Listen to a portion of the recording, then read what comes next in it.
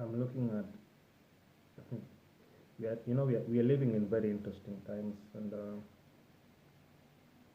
there are times that God said in His Word that these are going to be perilous times, and the interesting thing about it is that things will never, of course, go back to normal. Corona is going to end, yes, but things will never be the same again. That is something that we really all have to understand. And I've just remembered one scripture that says it talks about guarding our hearts above all else, because that is where the issues of life come in. You see, it is not what is outside that really affects us, but what we let into our hearts that will really affect how we interact and do our things in the end. Because out of the abundance of that heart, that is where everything comes out. That is what you speak. You speak because of what you've allowed to get into you. So if you allow things not to get into you, then you might as well be able to overcome these times, because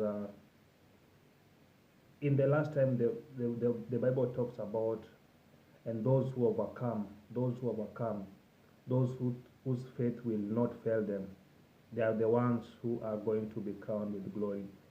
Jesus told Peter before before he was crucified, he told him that, Peter, Satan has asked to sift you, but I've prayed for you that your faith will not fail you. That is the question that we need to be asking ourselves. Do I have that faith? And ask yourself also, if Jesus is the one who's praying for you, then how can your faith fail you? This is not the time to give in to the pressures of life.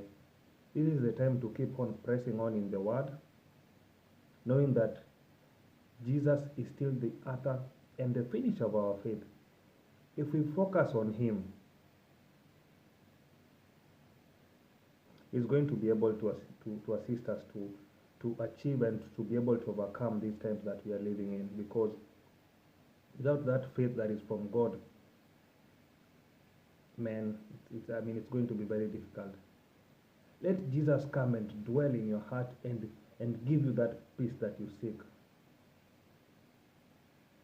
Because right now, most of us are really focusing on the problems that are around us. But how is focusing on those problems going to help us? We need to go back to that place of intimacy with God.